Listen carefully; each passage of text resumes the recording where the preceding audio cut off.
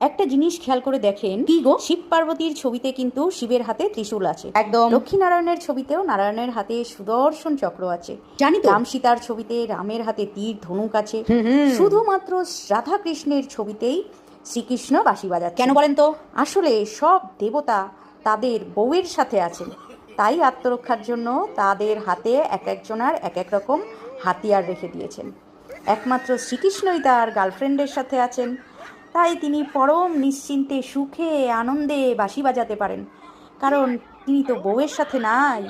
যেখানে ভগবানরা তাদের স্ত্রীকে ভয় পায় স্বর্গে, কত সুন্দর সুন্দর স্ত্রী, সর্বগুণ সম্পন্ন, সেখানে এই মর্তে, এই নরকে স্বামীরা তার স্ত্রীকে কেন ভয় পাবে না বলেন তো?